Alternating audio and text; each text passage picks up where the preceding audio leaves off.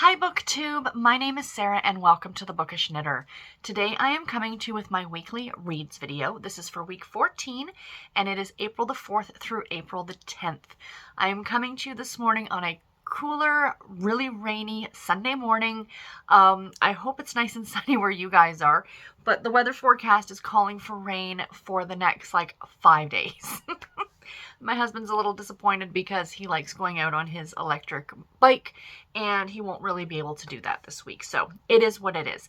But I have my coffee this morning to sit down with you guys in my Chicago coffee mug that I actually bought for Garrett when I was in Chicago 2 or 3 years ago. It was a while ago. I went for Stitches Midwest, which is a big fiber knitting festival thing. It was a lot of fun. Chicago's a beautiful city. It reminds me very much of Toronto in certain aspects. So anyway, I've got my giant coffee mug this morning to sit down with you guys. And yeah, so I finished 5 books this week. Sorry, I'm rambling at the beginning already. What else is new? I've restarted this video like 3 times because I've been rambling, so I need to stop. So 5 books this week. As usual, I will have everything time-stamped below. If you want to jump ahead to specific reviews, then of course I will be talking about my crafting. Or no, I'll be talking about what I'm currently reading. And then I'll be talking about what I've been crafting on this week. Some knitting, some cross stitch. I had some reverse knitting. I ended up ripping out an item because I can't count. And I got so far on this thing and I'm like, oh my gosh, my math is wrong. So I had to rip it out and start again. But it's fine. It's fine. That's the beauty part about stuff like that, is that it's very easy to take back out. So 5 books this week. Let's jump into the reviews. The first book that I finished this week was SVU Surveillance by Lindsay. I gave this book 4.5 stars. It is book number 1 in the Heartland Heroes series, Harlequin intrigue novel number 1985. This was published in February of 2021. It is, of course, a romantic suspense. I read this as for the Pass the Parcel challenge that I'm participating on with the Romance Readers Reading Group on Goodreads. It's a challenge that runs for 3 months or something like that. It's a team challenge, essentially. And I also read this because I was on the live show with Nicole and Jen and Aaron, I believe.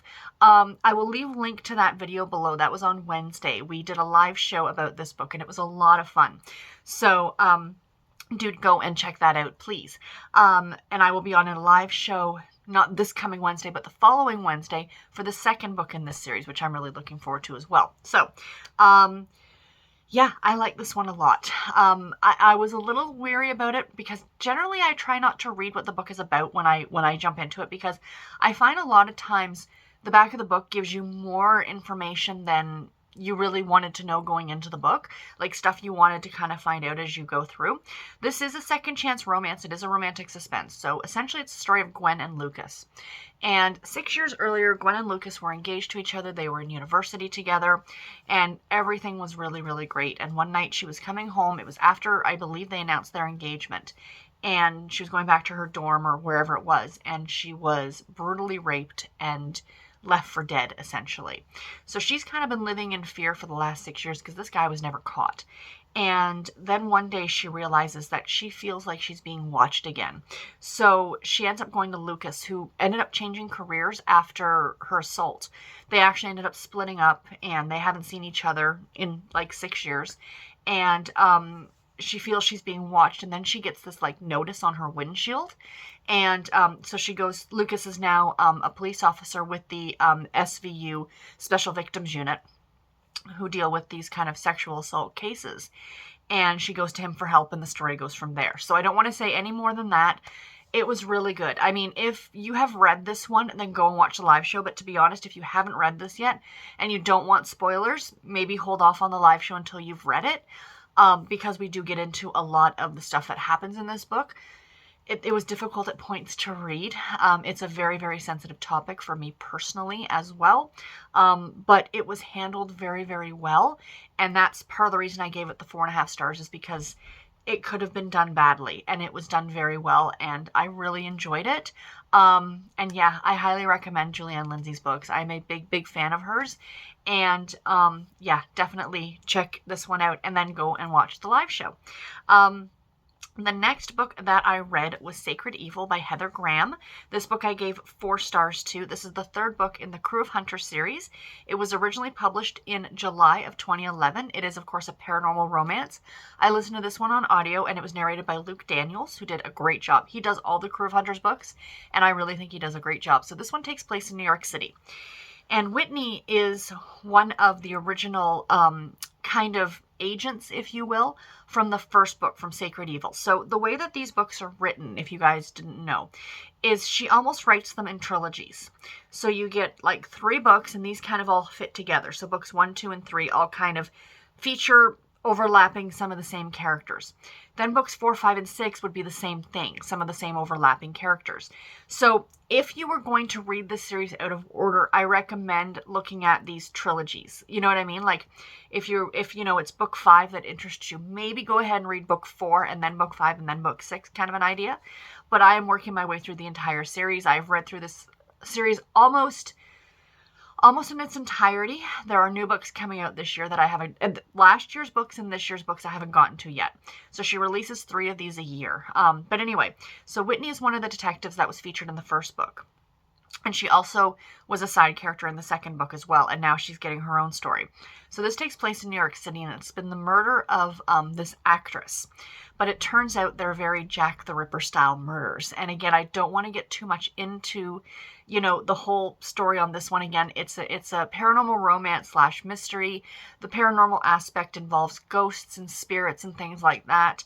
As I always tell people, and you're probably sick of me saying this series is the X-Files, but ghosts instead of aliens. So, you know, that whole FBI special unit dealing with the paranormal, that's what this is. And I love them. I think they're absolutely fantastic.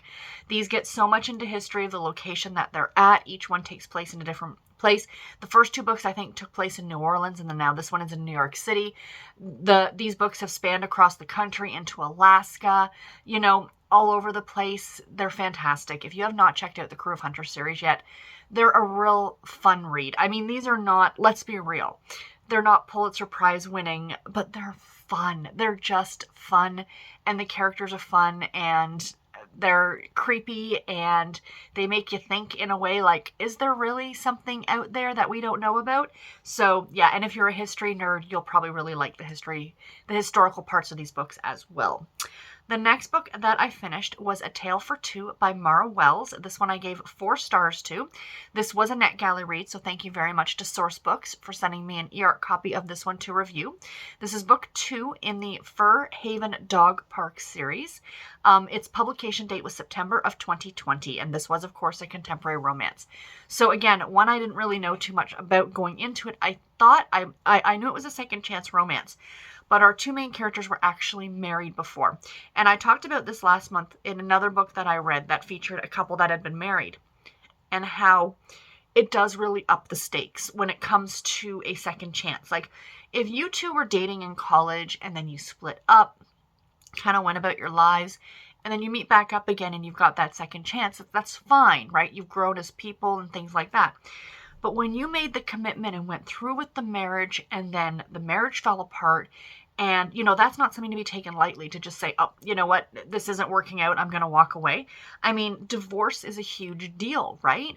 And to go through all of that only to try again, it just seems that much, the stakes are just that much higher in a way. Not stakes necessarily, but I think you guys might know what I mean.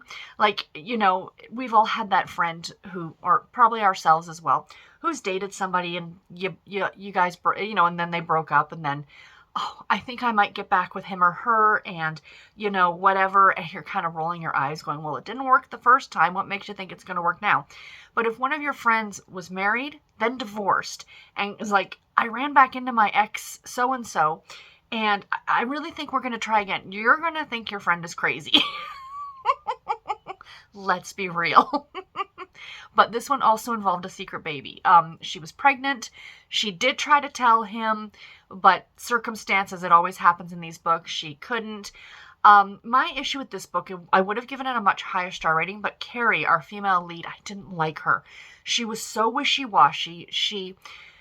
I understand that for most of it she was blaming herself, which is, I get it. But you know what? Let it go. Just don't deal in the past, deal with now, deal with your son, with him, and figure out how that relationship is going to work. She tended to be very short-tempered in a way, like not screaming and yelling, but the slightest thing would set her off and she was like expecting. But I guess that's part and parcel of being married to him before, that this is how they used to fight. This is what used to happen. So she was like bracing for it. Like he would say one thing, she would say something else, and there'd be a big fight. They'd walk away from each other, not even really remember what actually the fight was about. So anyway, they have this son. They're, of course, trying to co-parent. He wants her back, so they can be a family. The little boy is adorable, but the secondary characters in this series are just such a delight. So this takes place in Miami Beach, like the Miami Beach area, at this old apartment building called the Dorothy. So the apartment is like a character unto itself, and it was featured prominently in the first book, and there is a dog park behind the Dorothy, which is where the series title comes from. So anyway, I really think that you should read the first book first, but you don't absolutely have to. It doesn't really spoil too much for book number 2. But what I really love is, even though it takes place in like this big city of Miami, it still has that very small town feel, because you're really dealing with just this apartment and these residents. And most of the residents in this apartment are elderly people, and they're just delightful, absolutely delightful. They're all going off on a cruise because Lucas is going to they're redoing the apartments and things like that, putting a new roof on, new elevator. So all the residents are going on this like Caribbean cruise for a week while they do all this, fixing things. And then Carrie comes back into Lucas's, is it Lucas? Lance, I'm sorry, into Lance's life, and so on and so forth. It's a really cute book. It was just Carrie that kind of rubbed me the wrong way a couple of times. A lot of the times she was pretty good, but there were certain times that she kind of really annoyed me. But it is what it is. It was more enjoyable than it wasn't. So let's put it that way. The next book I finished was Good in Bed by Jennifer Weiner. This book I gave 4 stars to. It was originally published in April of 2001. The cover I'm showing you is for an edition that comes out this September for the 20th anniversary of this book. And it is a women's fiction novel. On audio, I did listen to it on audio. It was narrated by Laura Hicks. And I read this one as part of the Book Sisters Book Club. This is our April pick, so I'm not really going to get into it because in a couple of weeks, we're going to be doing a live show over on Chloe's channel. Now, yesterday we would have been doing a chat video here on my channel, but that didn't happen because life happened. Yesterday got very busy, and I wasn't feeling that great, I'll be honest, and so we kind of decided we're going to do the live show for this book at the end of the month and talk about our thoughts on women's fiction, chick lit, yada yada. Like all the things and what's similar, what's different, how these things we feel like they're defined. Because we picked this book because the whole what do you call it? We have a theme every month, and the theme for the month of April was chick lit. In my opinion, this was not a chick lit novel. Chick lit novels to me are Confessions of a Shopaholic, where yes, you're getting this one woman's journey. It's her story more than it is about a romance, which this one had in spades. This was, what was her name? Canny's story. Totally her story. I really, really liked it, but it wasn't hilariously funny, in my opinion. There were some funny parts, but there's funny parts in a lot of books that I read. That didn't make this a chick lit. Some of the topics that were dealt with were very, very difficult. These were like, topics that a lot of women can empathize with and understand with. Her weight and finding love and feeling good in your own skin, like stuff like that. Dealing with an ex, that some of these topics are a little bit harder than what I would consider to go into a chick lit novel. So in my opinion, and again, there is such a gray area between all of these things. What, one person says potato, one person says potato. You know what I mean? It's that kind of thing. It's kind of what you feel at the end of the day, how you feel you would define this book. And in my opinion, it wasn't what is considered to be a chick lit. Chick lits to me, I think, originated like in the UK with like Bridget Jones's Diary and Confessions of a Shopaholic. And they're like the Tilly Tennant types books. But even those, I don't know if I would consider those to be chick lit either, because they also deal with some difficult topics. So it's such a gray area. And I dislike both terms. I'll be honest with you. I really, really dislike both terms. Because women's fiction are supposed to be books, written for women. Well, that could be anything. Like written for for and about women, I guess, is kind of the definition, if you will. And it's a lot, but we will get into this whole discussion over on Chloe's channel at the end of the month. So again, I don't want to say too much more about this book. I will leave my thoughts for then. So do tune into that. But again, I did give it 4 stars. It's a longer book though, you guys. It was 14 hours on audio, but I did really, really enjoy it. And the last book that I finished this week was Crowned for My Royal Baby by Maisey Yates. This book I gave 3.5 stars to. This was another NetGalley read, so thank you very much to Harlequin for sending me an e-art copy of this one to review. This is Harlequin Presents novel number 3841. Original publication date September of 2020. So the Presents novels, as I've mentioned before, I'm slowly really getting more into them. I have to step back from the fact and realize that these are a fantasy, that's what they're meant to be. These are not necessarily meant to be grounded in reality. Most of these feature princes or princesses, royal families, very exotic locations, the jet-setting kind of lifestyle, the lifestyle that the average person would never, ever have ever, right? This is the fantasy. This is what these are. So this is the story of Marissa and Hercules is his name. And he is a crown prince. Now this is an age gap romance, but I cannot remember if they actually said what his age was. But at the beginning of the novel, she's only 16. But they meet, but nothing happens. It's completely just a platonic little friendship that the two of them have. So she lives just outside of Boston on the coast. And her father is the local town preacher. So she's lived a very sheltered life. And for the next few summers, the summer of her 16th birthday, the summer of her 17th birthday, Hercules, who is a crown prince in some far-off fake country, he's very well known. He's a playboy. He's all over the tabloids with a different woman on his arm all the time. And he's vacationing in this small seaport town every summer. So he meets up with her. They have long conversations. It's a friendship, right? But she fancies herself in love with him. I mean, he's an older man. She's a younger girl. She has no experience in outside matters and anything at all like that. And then the summer she turns 18, the relationship takes the next step. Let's just say that. And she ends up pregnant. So then she tries to contact the palace to tell him that, hey, this is the situation. And these men in suits show up at her door and offer her a gigantic sum of money to never try and contact him again. So she takes it because she needs to be able to raise her child, her little girl.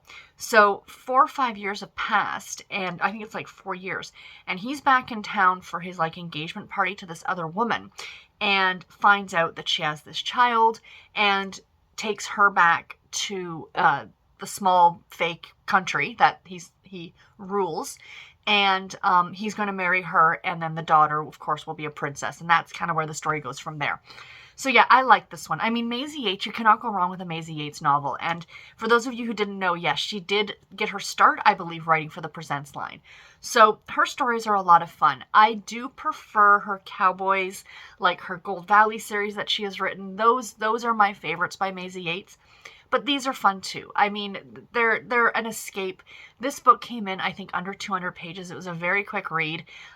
Very tropey in terms of what these kind of stories are. Again, that very fantastical element. In the terms of a fantasy, like who wouldn't want some royal prince to show up and befriend you on the beach, in some small seaside town in Massachusetts? When is that ever going to happen, right? So yeah, so this one was a lot of fun.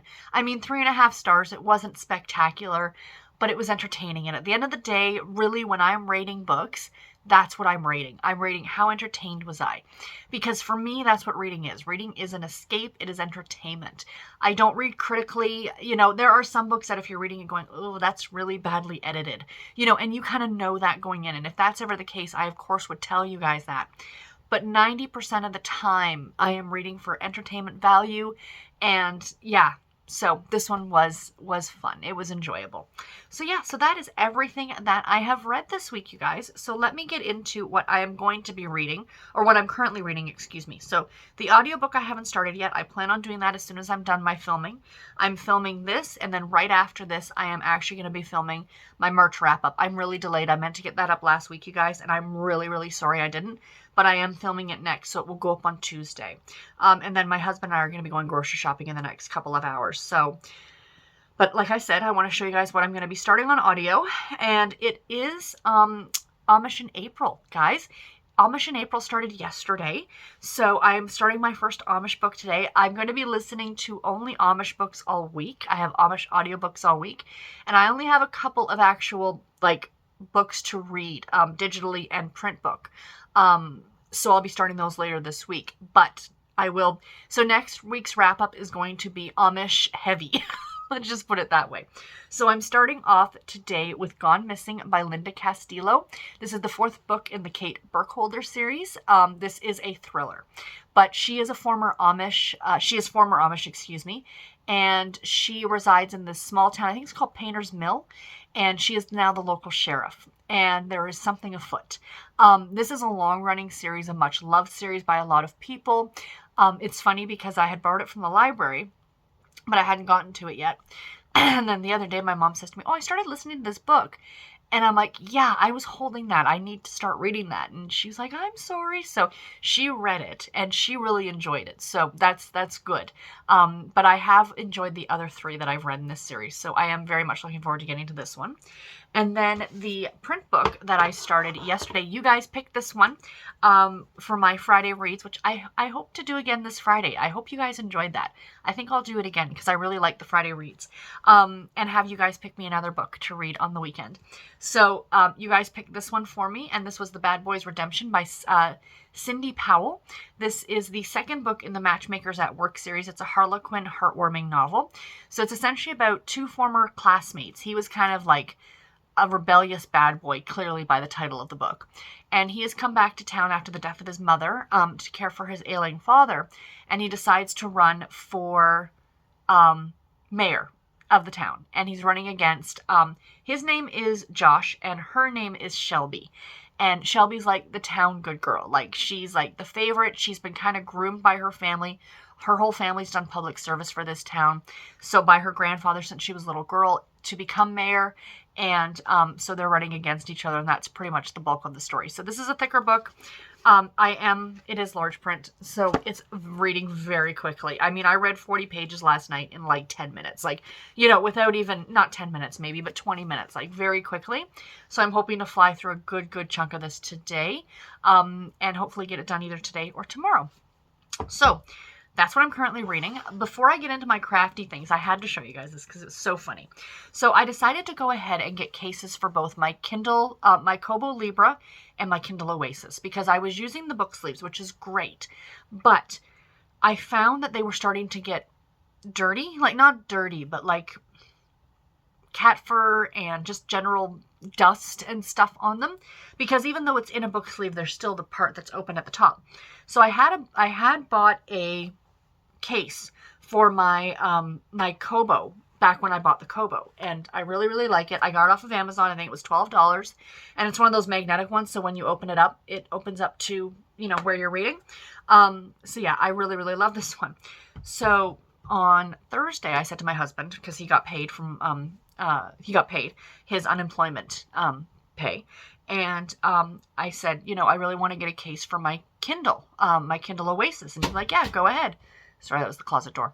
And he's like, yeah, go ahead. And I'm like, okay. So not even thinking about this one, I go ahead and look on Amazon, and I see this one. I'm like, oh, that one's really pretty. And again, it's like $15. So add to cart, and I get it in the mail. Clearly, I have a color preference. I just thought that was, I knew it was pink. I'm like, okay, I'm pretty sure the other one's like a pinky rose gold color, but I didn't think it was going to be that exact. And it turns out they're from the same company. It's the same maker. So yeah, I'm really happy with this one. It's great. My only issue with the cases is it does kind of make them a bit heavier than to how much they actually weigh just on their own. But I've gotten used to it, so it's fine. And the great thing about these devices is that what I love about both of them, so like this flips right back and I can just do that, is that this you can read right or left-handed, essentially. So depending on, so, you know, if I'm sitting there reading like this, right? If I want to then, I can then do this and the entire screen switches. So you can go like whichever hand you feel more comfortable holding it in. So if your hand starts to get like, it starts to get too heavy, you can just switch hands or you can just rest it on something. That works too. So yeah, I am really, really happy with this my big purchase this week. But I just had to show you because I didn't think I was a pink girl, but clearly I am. So into crafting. Let me reach. Okay, so as I said, I had some reverse knitting. Excuse me. Cheers. Coffee time. Reverse knitting. The socks. I got the leg done on the sock. I put it on and it didn't fit. It was too big. Too big. So I counted my stitches and somewhere I had added like 4 or 5 stitches. I have no idea how I did that. So I've recast on the sock. So that's all I have done so far. It's, again, this is the leg. So there is the top of the sock. So yeah, so there we go. These things happen. These things happen, you know? I probably wasn't paying attention to what I was doing. Guaranteed I wasn't paying attention to what I was doing. So yeah, so recast on the sock. I'm not going to talk too much about it. I'll share more next week when I have a bit more progress on it. The other thing that got some love this week was my Free Your Fade shawl. This is by, this is a pattern by Andrea Mowry. I will leave link to the pattern that I'm using for the socks is called Blueberry Waffles. It's a free pattern on Ravelry, and the yarn is from Knitwit. And then this pattern is by Andrea Mowry. It is a paid-for pattern on Ravelry, but I'll leave link to the pattern and the yarn for the sock, along with the pattern and the yarn for this piece as well in the description box below. So do check that out. I do try and put all my crafty links down there as well for everything I'm working on. So this got a bit of love this week, not a ton. So that's where I was the last time I showed you guys, was that stitch marker. So I've gotten all this done. But as you can see, it's progressively getting wider, which is kind of the point of this. So yeah. So I'm really, really liking this one. This is my 3rd time knitting this shawl. For those of you who are new here, I have done one in shades of purple, and I've done one in shades of silver and blue. And now this one is going to be an autumnal one, I guess. So this is the first color, and then it will fade into this color, and then it will fade into this 3rd color. So that's how it's going to be, and I'm so excited. It's going to be so pretty when it's done. So yeah. So really, really happy with that.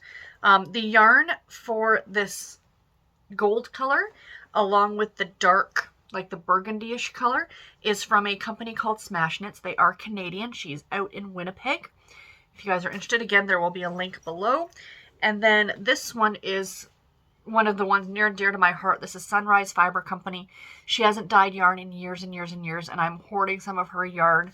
If I'm using it, I'm using it for something special, like a shawl. I could make socks out of this, no problem. But because she no longer makes yarn and her stuff was the first indie dyed yarn I ever bought, I'm really holding on to it to make special projects. Socks are fun. Socks are amazingly fun, but you never see them. Like, you see them. Like, I would see my socks, but unless I show them to you, you're not going to see my socks. Whereas if I'm wearing a shawl around, you're going to see the colors, right? Does that make sense? So, yeah. So that is that. And then the last 2 things I want to show you is my cross stitch that I've worked on this week. So, I finished the first clue for the Cozy Cafe from Frosted Pumpkin. The only thing I haven't done is I haven't put the wording on the top that says Cozy Cafe or whatever it is, but I did finish my little raspberry mocha guy. Isn't he adorable? So that's the first clue. The second clue comes out on the 25th of April. So I am all set to go for the next clue. So it's eventually going to fill this entire, right? Isn't that pretty? Oh, I just love it. I just love it, love it, love it. So yeah, so I got that done this week. And then I decided to pick up, because what typically happens is that I kind of stitch during the day when I have some free time. You know, because it's pretty easy to be able to sit here, work, like not, like if it's quieter, especially it was like later in the week, I could do that and I could be right here for the phones and stuff like that. But at night when I'm sitting watching television, I like to just relax, and I find with cross stitch I have to sit like a certain, and it starts to bother my back. I can't just relax into it like I can with knitting. Like knitting, because I've been doing it for so long and it's so easy, you don't have to pay as much attention to knitting, whereas with cross stitch you're really like looking back and forth to the pattern and stuff like that. So that's why. And plus at night my eyes are just not what they used to be able to look at some of this stuff. So when I was done that piece, I decided to pick back up my Toronto piece that I'm working on. This is by Satsuma Street, and I messed up when I put this onto the fabric, because clearly, look at how much space is at the top, and look at how much space is at the bottom. So I didn't center this well. Oops. But that's okay. It'll still work. So there is Toronto. This is what I've gotten done so far. So clearly you can see that's the CN Tower. There are some clouds. There's some buildings. This right here is St. James Cathedral. This is part of the Royal Ontario Museum. Ugly, ugly building in my opinion. I'm sorry. I love my city. I think my city is amazing. But that is a monstrosity. You guys need to look up pictures of the Royal Ontario Museum here in Toronto, because it's this beautiful old brick building. I mean, it's a gorgeous old institute. And then they put this big glass thing off the side, and it's clearly something that's recognizable for Toronto, like the CN Tower. You know, you see the CN Tower, you know it's Toronto. If you're an art person who's into museums, you would know that this is the wrong Royal Ontario Museum. So yeah, so that's what I'm working on. I already worked on that already, but it looks cool, and I mean, I like it. It's fine. It's fine. It is what it is, but I just personally think that the building is not that spectacular. So I wouldn't have done it, let's put it that way, or okayed it or checked it off or said go for it. So I'm not too sure right now what building I'm working on next. This one over here. I think this might be the St. Lawrence Market, but I'm not absolutely certain. But as I go through, of course, I'll share with you guys. But yeah, I was really enjoying working on this one this week. And both of these, in case you're curious, if you are a cross stitcher as well, I am working on 14 count, which, you know, a lot of people, and this is just 14 count Aida, you know, for cross stitchers, a lot of them work on like 28 count, like even weave and stuff like that. So essentially what that means is with the cross stitch fabric, you can see these little dots, right? Sorry. So essentially 14 count means that there's 14 of those dots. So what you'll get is you'll get 14 X's for an inch, right? That's what that means. The higher the count, the less stitches per inch. So a 10 count or an 11 count will look bigger. The lower counts, like a 20 count or an 18 count, is much smaller. So yeah. But I personally, it works well for me. My eyes are not what they used to be, so this is stuff I have to do during the day if at all possible. But yeah, so anyway, I'm rambling on about my crafting. But anyway, guys, that is it. That's all I've got for today's video. I do hope that you enjoyed it. Please let me know in the comments below. Have you read any of the books that I have talked about? What did you think about them? Or what great books did you guys read this week? I'd love to know that too. And like I said, stay tuned. Right after this, I'm filming my wrap-up for March. And then also later this week, I'm going to be filming a March ebook haul. That's exciting. So yeah, so I will talk to you guys then. Bye, guys.